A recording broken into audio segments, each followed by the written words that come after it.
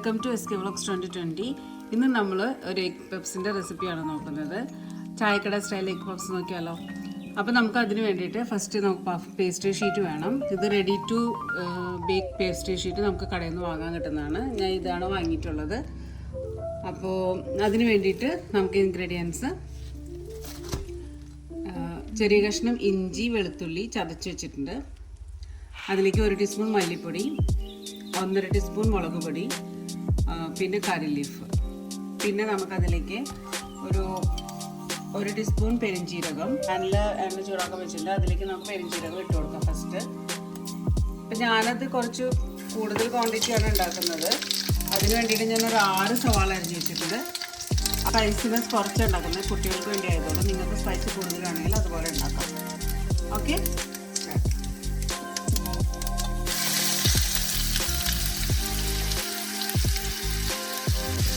ഇഞ്ചി വെളുത്തുള്ളി പൊരിഞ്ഞ് വന്നിട്ടുണ്ട്. നമുക്കതിലേക്ക് കറി ലീഫ് ഇട്ട് കൊടുക്കാം. കറി ലീഫ് നമുക്കൊക്കെ ഓപ്ഷണലാണ്, വേണമെങ്കിൽ ഉണ്ടെങ്കിൽ ഇടാം. ചില ആൾക്കാർ മല്ലിയിലൊക്കെ ഇടും. നമ്മുടെ ഫ്ലേവറിനനുസരിച്ച് ചെയ്യാം. പിന്നെ നമുക്കിതിലേക്ക് കുറച്ച് മല്ലിപ്പൊടി ചേർത്താൽ മതി. ഒരു ചെറിയ ടീസ്പൂൺ മഞ്ഞൾപ്പൊടി, നമുക്കിതിലേക്ക് മുളക് പൊടി ഇട്ട് കൊടുക്കാം.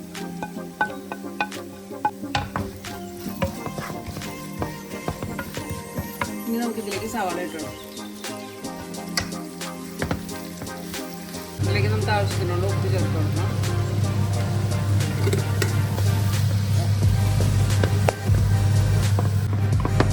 ഇപ്പോൾ നമ്മുടെ സവാളയൊക്കെ നന്നായിട്ട് വഴണ്ട് റെഡി ആയിട്ടുണ്ട്. അപ്പം നമുക്ക് ഇതിലേക്ക് ഇനി നിങ്ങൾക്ക് വേണമെങ്കിൽ തക്കാളി ചേർത്ത് കൊടുക്കാം. തക്കാളി ചേർക്കുമ്പോൾ കുറച്ചും കൂടെ ഒന്ന് വെള്ളമാവുന്ന പോലെ തോന്നണം. അപ്പോൾ അതിന് പകരമായിട്ട് ടൊമാറ്റോ കെച്ചപ്പ് ചേർത്ത് കൊടുത്താലും മതി. ഞാനിവിടെ ടൊമാറ്റോ കെച്ചപ്പാണ് ചേർത്ത് കൊടുക്കുന്നത്. അപ്പോൾ അതിൻ്റെതായ ഒരു ഇത്തിരി സ്വീറ്റ്നെസ്സും കിട്ടും, നല്ല ടേസ്റ്റ് ഉണ്ട്. ഞാൻ സ്പൈസിനെസ് കൂടുതലാക്കിയിട്ടില്ല. ഞാൻ പറഞ്ഞ പോലെ നിങ്ങൾക്ക് ഇഷ്ടമുള്ള പോലെ ചേർക്കാം. ഉപ്പ് നമ്മൾ ആവശ്യത്തിന് ടേസ്റ്റ് ചെയ്തിട്ട് ഇട്ട് കൊടുക്കാം. അപ്പോൾ നമ്മുടെ മസാല റെഡി ആയിട്ട് ഒത്തിരി വെന്ത് കുഴഞ്ഞ് ഭയങ്കരമായിട്ട് ഇതായി പോകണ്ട. കാരണം കുറച്ച് നമ്മൾ പപ്സ് ബേക്ക് ചെയ്യുമ്പോഴും കുറച്ചും കൂടെ അതിനൊരു വേവ് വരും. അപ്പോൾ കുറച്ചൊന്നും ഇതായിട്ടിരിക്കുന്നത് നല്ലത്. ഈ ഒരു പരുവം ഇത് കറക്റ്റാണ്. ഇവിടെ ഒന്ന് ഡ്രൈ ആവട്ടെ. നമുക്കിതൊന്ന് ചൂടാറാൻ വെക്കണം. നമുക്കിത് തീ ഓഫ് ചെയ്യാം.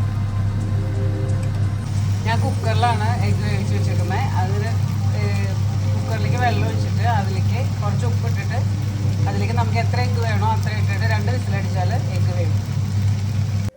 ഇപ്പം നമ്മുടെ മസാല റെഡി ആയിട്ട് അതിലേക്ക് നമുക്ക് മുട്ട ചേർത്തിട്ടൊന്ന് ഇളക്കാം. ഇങ്ങനെ ആകുമ്പോൾ നമുക്ക് മുട്ടയുടെ മുകളിലും കൂടെ മസാല ഒന്ന് പിടിക്കും. ഇനി നമുക്ക് ഇത് പേസ്ട്രി ഷീറ്റിലേക്ക് വയ്ക്കുമ്പോൾ നമുക്ക് ഹാഫായിട്ട് മുറിച്ചിട്ട് വയ്ക്കാം. നമ്മൾ പേസ്ട്രി ഷീറ്റ് നമ്മൾ പൊട്ടിച്ചിട്ട് എടുക്കുമ്പോൾ അതിന് വേണ്ടിയിട്ട് നമ്മളൊരു ഷീറ്റ് ഇട്ടിട്ട് അതിലേക്ക് നമുക്ക്, അല്ലെങ്കിൽ കിച്ചൺ സ്ലർവ് വേണമെങ്കിൽ നമുക്ക് കുറച്ച് മൈദപ്പൊടി ഇട്ട് കൊടുക്കാം, അല്ലെങ്കിൽ അത് ഒട്ടിപ്പിടിക്കും. അങ്ങനെ നമുക്ക് പേസ്ട്രി ഷീറ്റ് എടുക്കാം.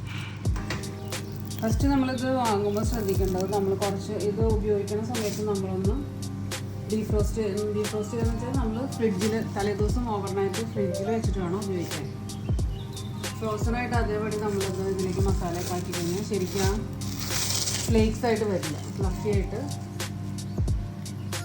അത് നന്നായിട്ട് ശ്രദ്ധിക്കും. നമ്മൾ ഇതിലേക്ക് വെച്ചിട്ടൊന്ന് ജസ്റ്റ് ചെറുതായിട്ടൊന്ന് റോൾ ചെയ്ത് കൊടുക്കണം. ചിലപ്പോൾ അത് തിക്കായിരിക്കും. ഓക്കെ, ഇപ്പോൾ നമ്മൾ മൈദപ്പൊടി 2 സൈഡിൽ ഇട്ട് കൊടുത്തിട്ടുണ്ട്. അപ്പോൾ ഇത് ഷീറ്റിൻ്റെ മുകളിലും താഴെ നമ്മളത് പൊടി ഇട്ട് കൊടുത്തിട്ടുണ്ട്. ജസ്റ്റ് ഒന്ന് അതിലേക്ക് ഒട്ടിപ്പിടിക്കാതിരിക്കാനാണ്. നമുക്ക് ജസ്റ്റ് ഒന്ന് ഭയങ്കരമായിട്ട് അമർത്തണ്ട, ഒന്ന് ജസ്റ്റ് ഒന്ന് സ്ട്രൈറ്റൻ ആക്കി കൊടുക്കാം. എന്നിട്ട് നമുക്കിത് എത്ര പീസാക്കിയിട്ട് കട്ട് ചെയ്യാം. നമ്മൾ ഇതുപോലെ 3 ഇതായിട്ട് കട്ട് ചെയ്തിട്ട് ജസ്റ്റ് ഒന്ന് സ്ട്രെച്ച് ചെയ്ത് കൊടുത്താൽ മതി. അപ്പോൾ കറക്റ്റായിട്ട് സ്ക്വയർ ഷേപ്പിൽ നമുക്ക് കിട്ടും.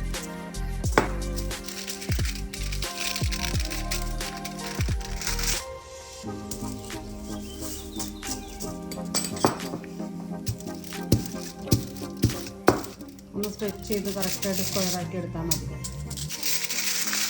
ഇതുപോലെ നമുക്ക് എല്ലാം ആക്കിയെടുക്കാം. നമുക്കിതിലേക്ക് മസാല ആവശ്യത്തിനുള്ള മസാല വെച്ച് ഇതിലേക്ക് ഓരോ ഇത് വെച്ചിട്ട്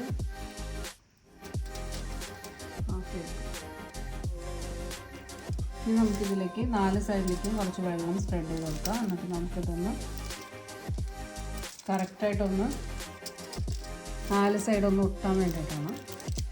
ഇനി നമുക്കിതിലേക്ക് എഗ് വാഷ് സ്പ്രെഡ് ചെയ്ത് കൊടുക്കാം. ഇതെന്തിനാണെന്ന് വെച്ചാൽ നമുക്കിത് ബേക്കായി വരുമ്പോൾ നല്ല ഗോൾഡൻ ബ്രൗൺ കളർ കിട്ടാൻ വേണ്ടിയിട്ടാണ്. നമ്മൾ എഗ്ഗ് കഴിക്കാത്ത ആൾക്കാരാണെങ്കിൽ മിൽക്ക് വെച്ചിട്ട് നമുക്കത് ചെയ്യാം.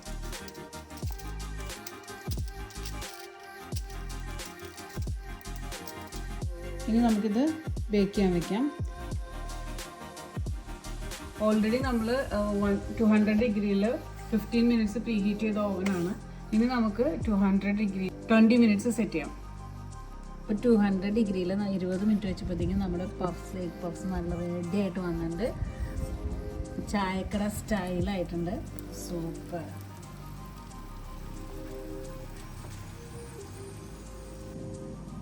നമ്മുടെ പഫ്സ് ഇപ്പോൾ കൂളിംഗ് റാക്കിലേക്ക് വെച്ചിട്ടുണ്ട്. നമ്മൾ ചൂടാറി കഴിഞ്ഞിട്ട് കഴിക്കണം, അല്ലെങ്കിൽ വായിൽ തൊലിയൊക്കെ പോകും. ഓക്കെ, നല്ല ചായക്കട സ്റ്റൈൽ പഫ്സ് റെഡി ആയിട്ടുണ്ട്. ഇനി ഒരെണ്ണം കഴിച്ച് നോക്കിയിട്ട് പറയും.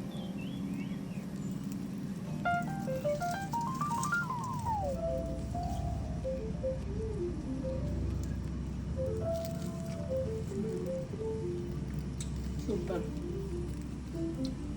നല്ല ടേസ്റ്റ് ഉണ്ട്. കടിക്കുമ്പോൾ തന്നെ നമുക്ക് ആ ഒരു ഫ്ലേക്കിനെസ്സിൻ്റെ ആ ക്രിസ്പിനെസ് കിട്ടും. നല്ല ടേസ്റ്റ് ഉണ്ട്. നമുക്ക് അത്ര ഫാസ്റ്റായിട്ട് നമുക്ക് വീട്ടിൽ തന്നെ റെഡിയാക്കാൻ പറ്റിയെടുക്കുന്ന ഒരു ഐറ്റമാണ്. എല്ലാവരും തയ്യാറാക്കി നോക്കുക. നല്ല ക്രിസ്പി ആയിട്ടുള്ളത് ഞാൻ എയർ ഫ്രയറിലും കൂടെ വന്ന് ട്രൈ ചെയ്തായിരുന്നു. എയർ ഫ്രയറിലാവുമ്പോൾ നമ്മൾ 200-ൽ ഞാനൊരു 18 മിനിറ്റ്സ് വെച്ചായിരുന്നു.